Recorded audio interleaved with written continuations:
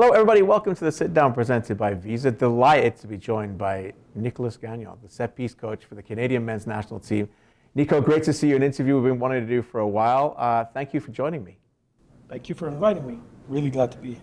Before we get into the video, set pieces are a massive deal now. Never been trending more in the football world. Many thanks to Arsenal as well, which you've got a connection to as well.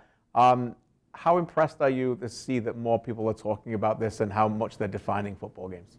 I think there's more and more set pieces coach. There's more and more details into it when you look at the Danish league, the Premier League, obviously championship. There's more details, more set pieces coach. So obviously, it attracts more attention too. So I think that's important. And you have a connection to Arsenal, who obviously have this big thing with set pieces now.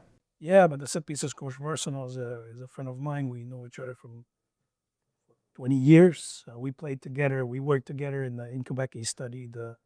We played university together in Sherbrooke. He was technical director of an Americlub in Quebec, and we stayed in touch for the last 20 years. I went to see him when he was at Brentford, so before he went to Man City and then Arsenal.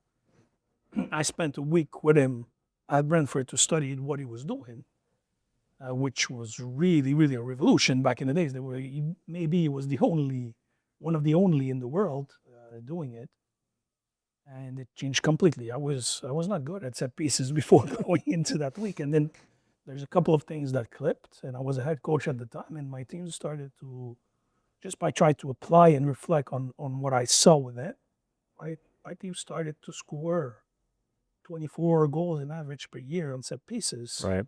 So then I got into more details and the methodology, but it started with it. A year ago, Jesse Marsh highlighted set pieces as an area where they really needed to get better at. You came in before the Canadian Shield, and it's made a huge difference. There's no doubt about it. And they know in World Cup set pieces are enormous in knockout competitions as well. So if you don't mind, I've got some plays for us to go through. Are you excited about this? Of course. Let's do it. Okay, first play is against Ecuador at BMO Field, and it's a corner. So if we play the video, what I want to highlight here, first of all, and we're going to pause it just before Eustáquio takes the ball, so we'll pause it before he kicks it. We've got a lot of players now in the 6-yard box. Yes. And this is what we're seeing a lot around the world. Arsenal, again, back to the point we said earlier. Can you take our viewers into what you see when you see that image and why teams are doing it? There's an element into the relationship between our player, like one of our player, and the opponent, which is difficult to defend when you're that close to the goal and the ball is completely on the other side. So that's one of the elements is this.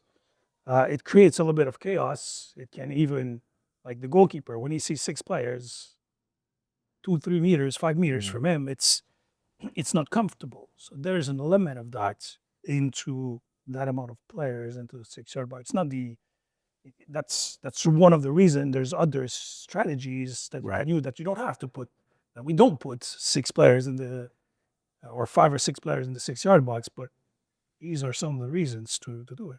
So if we play it through, we can see actually you end up playing short on this corner. So in this moment, when we pause it right there as you play it short, you now have 3 players at the link there before they've even got anybody defensively marking them.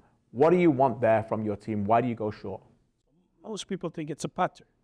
Like, okay, we're going to play from A to B to C, but no, what we're trying to implement is to recognize who's going to go out, how are they going out, is there someone that is free?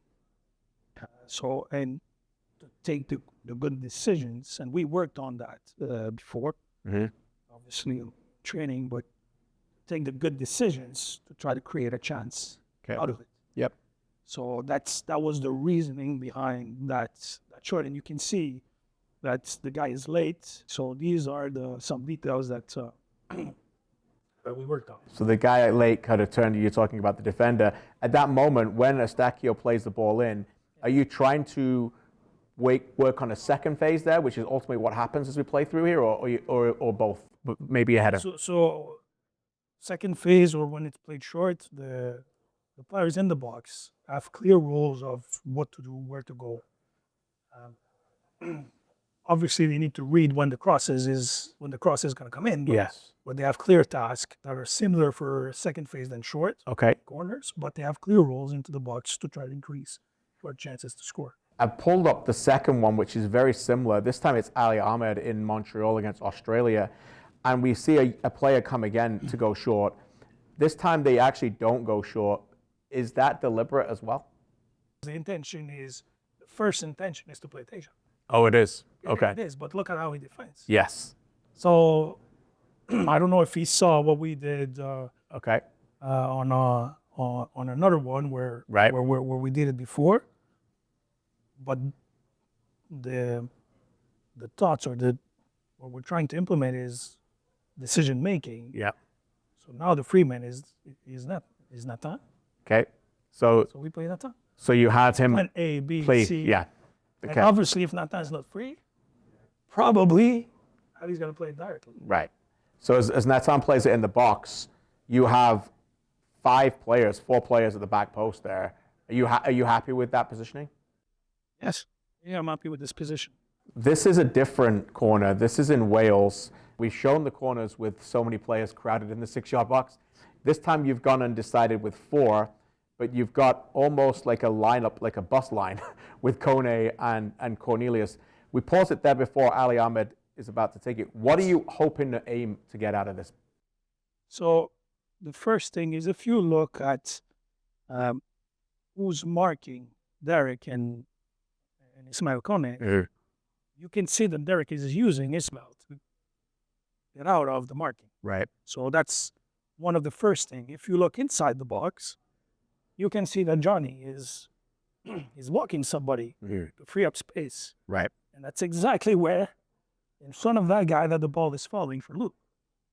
So it's not, some pieces are not surgical precision.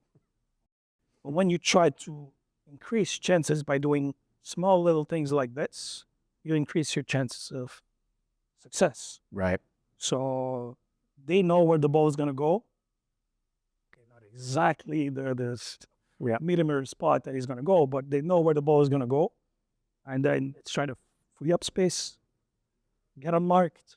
So different ways to get unmarked to be able to search chances to score. And to your point, if we pause it as the ball comes in right there, it actually ends up being a great flick by Luke. But Derek is there, and Tani is there as well. So the job is done. Exactly. So we don't score, Yeah. but it's a corner that I take into example sometimes in the players of we did well. Next play is in Romania, and this is a really great game to analyze. A lot of different things that you did really well. Let's start with the corner again here. And again, I want to talk about the positioning, and in particular, let's highlight Derek Cornelius. Is this very similar, where he's trying to be movement? Is this what you just talked about there in the last game? The same thing. Okay. The same thing. It's done in a bit different way because they mark a little bit differently, but it's the same. It's the same principle. Even if you look at Luke or how he's getting on mark, Yeah. he's almost using Johnny without Johnny knowing that much. You can see Johnny is trying to look and help. Yeah. He's being marked too, but he's still using Johnny to get on mark. So this is also the same principle on that one. Okay. And as the ball comes in again, near post, you've got 3 players there who could win it.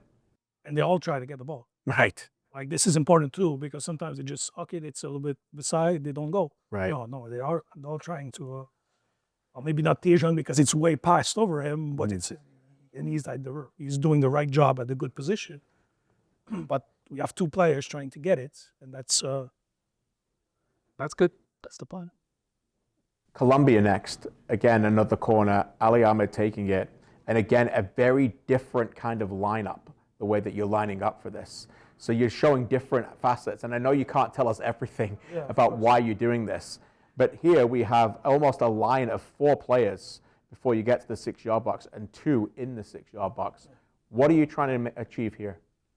Oh, it's the same kind of principles, but we're just less well positioned, if that makes sense. Okay. I think we could have done better on that one. We could have done better on that one. The position could have been closer. 2 could have been in a closer to the 6-yard box. Okay. And the two, like if you look at Derek, I think it's Sisma with him. Yep. They're almost 4 or 5 meters lower than on the other ones Okay. that we saw. So this makes a difference. That was one of the feedback I gave them after. Interesting.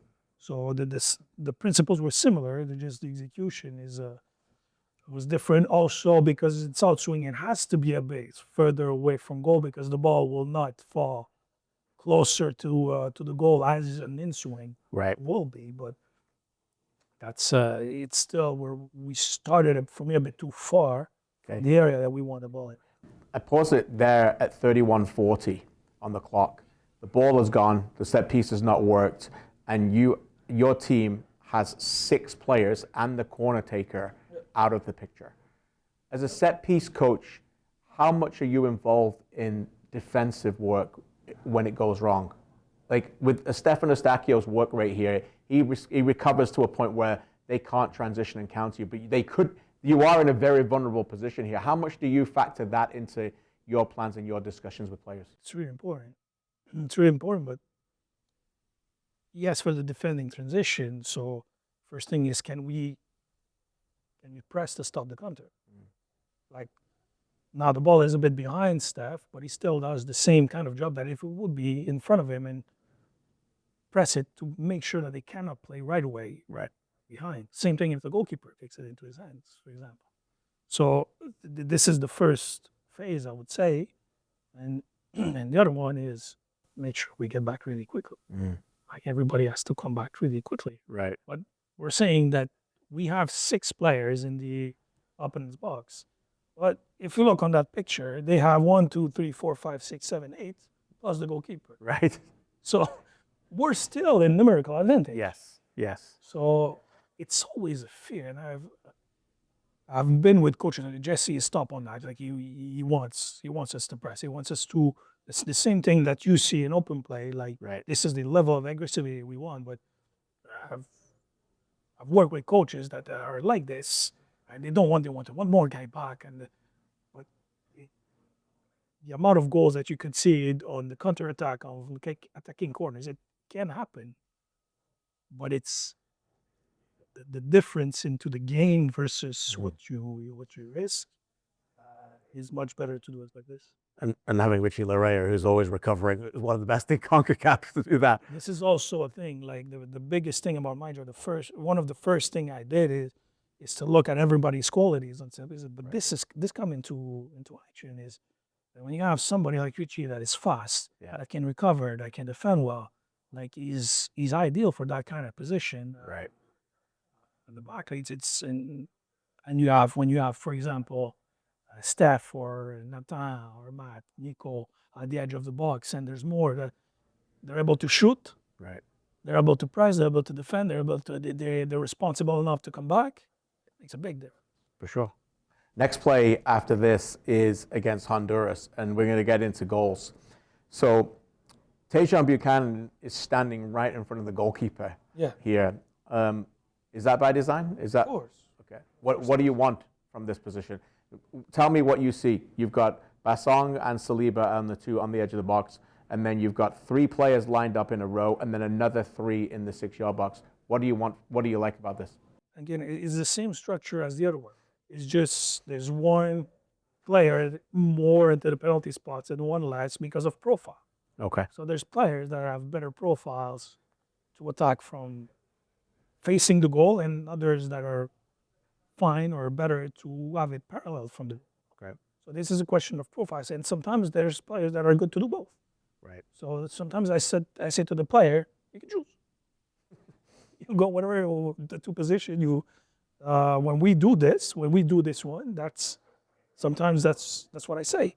So this is for me. This is an important part of it. Like I told you before with Richie and the guys at the back, to analyze the player profile and put them in the right position. It's the same thing in open play when you need to put the players in their best position to make sure they use their strength. It's the same thing in set pieces. Most of the time we put them, and then we don't know how their upper body is operating when we have it. Right. We we don't know if they can have rotation. Do they jump 1 feet, 2 feet? It's completely different. And then their position can be slightly different depending on their profile. There's the same thing with the delivery. Some players are better first post, second post, and then it's. I've worked with some players. I will not name them, but that was really good first post, but couldn't deliver second post. Okay. And we worked, and then they were able to because it's not exactly the same technique. It's not very different, but to try to identify that, to try to improve these little details into their game and put them again in their best position is really important into that job. That's why I want to interview you, because I want the people to know small margins make massive differences. You can end up winning World Cup games based on this. Tani wins the header here or wins the ball, Yes. and then Tejan is very quick to. Is the increasing goals in set plays in the modern day game more around the fact that people are scoring on second phases? Because we've all seen it. We've grown up around the game for 4 decades. Well, big corner in the box, bang, header, goal. That's nothing new, but it appears to me that second phase goals are more important now when initial header doesn't always lead to the goal. Would I be right? It's if I'm not mistaken, it's around 40% of the goal are second phase. Okay. So it's a lot. Yeah. Yeah. It's a lot. A lot. But you try to score. You can see that Teddy is trying to score in the first one, but it's you have to emphasize that with the player that say no, it's 40% is a lot. So if you don't get the ball, what impact do you have? Are you ready for the second phase? Are you ready for where the ball falls? And Tejan score at least 2 like this. Okay, let's get to the next one, which is very similar again, which is second phase. This time Saliba's free kick. Dufugero wins the header, and Buchanan again is on the spot. Almost identical to the way that you alluded to. But let's pause it at 80:38 on the clock. Saliba's hand is up. You can tell me why it's up if you want, and if you don't want to divulge the secret, it's fine. But Dufugero, you can see him here at the bottom. Yeah. That defender looks like he's doing everything right. Yeah. And he is at that moment. So what has Dufugero learned, or what have you told him to do here to be able to free himself up? So Nathan is sending a message. Okay. More than one. Yep. And as soon as they understand it, they can use it, but the opponents might not know. Okay. Because even the guy who's marking Luke, he cannot see Nathan in that moment. It's just focusing on his man. Exactly, which is right. And then we can I say that we try to help the players into the box to get out of their markers in various different ways. And this is one of the interesting one because it's at that point, so Ukraine was my first game, if I'm not mistaken. Yep. So we didn't work on the high free kick at that moment. Okay. So it was really, really interesting because the structure into the box, we never worked on. It was not the position that on corners, it was not the position on free kicks, but a lot of them are using the tools we try to teach them to get out of the marking in that goal.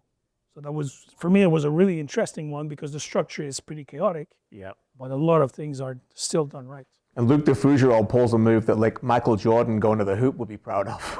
Of course. Of course. Look at this. The way he goes around his defender is remarkable. Yeah. And then, as you alluded to, just gets his header. He wants to score, but he doesn't. And this time it's Buchanan again, which is no accident that it's Tejan again. No, he's really good at reading things. Yeah. Really. The next play I picked is from a defensive set piece. Yeah. This is actually in a really stressful game in the in the Gold Cup. Let's play it through and tell me what you see. We'll get to whether he was offside or not right away, but what do you see from your team? What do you do right? What do you do wrong? The biggest thing on that one is when you look really closely, the line doesn't drop at the same time. So you have players dropping early, you have players dropping at the second moment, you have players dropping at the third moment. Right. So what it gives holes into our lines and time and space for the players that are running to get to the ball before us and in a dangerous position. Okay. So that was an important one to correct after that. Okay. We have worked a decent amount into my first Yep. month on those and the videos and things to make sure that we go exactly at the same time. It's not that easy. It's not that difficult, but it's not that easy. Right. So even though he was probably a toe offside, that is still an image that you use for a learn. Yes. Yeah. It was, yeah, because then the moment he's not, it's our fault. Right. Yep. Yep. That's important. Back to Bucharest. When I did a video analysis about this with Ali Ahmed, he broke this down about why they chose him and not Steph to deliver this, because the trajectory of the ball is different. And then we can see here that a number of players are lined up. I think Ali told me that this was originally going to be for Derek. And in the end, it didn't necessarily get to Derek and it got to Jonathan. But what do you see here? What do you like about this? I've worked at some teams where the takers are like, no, I'm taking it. And when I talk to them about free kicks and even corners, it's when we have more than one taker on the pitches, they have different trajectories. Right. They have different preferences, things that they're better at. So what I told them, the first thing is figure out what's the best trajectory from that angle. I'm completely the opposite way. Yeah. I can have an idea, but they have a better idea than me because I'm really far away. And I explained to them what's the best between the two trajectories, like where Steph would be better, on what Ali would be better. And it was really, really good that they had that discussion. They decided and On the pitch. on the pitch, and Yeah. it was good. Yeah. Now, yes, sometimes you are going to have a taker that's going, oh, I'm putting right it into his head, and then it's working. But it's like, it's not that usual. It's not that precise So always. you aim for a zone. Yeah. And what I'm happy about this free kick too is, I cannot tell you the exact detail, obviously, but I asked them to read something about the position. Okay. And I said, if they're like this, that's what we do. And if they're like this, that's what we do. Okay. And they read that well, they took the decision well, and it worked. And we had a couple of different situations of free kick like this where they took the good decision and where we almost scored and just didn't. But that's it. This is set pieces. Like we were talking about Arsenal before. Yeah. I know it's a free kick, but people, when I asked them, the first meeting is how do you think? How many corners does it take for Arsenal to score last season? Mm-hmm. And they're like, 3, 4. So it was 17. Like it was around 17. Right.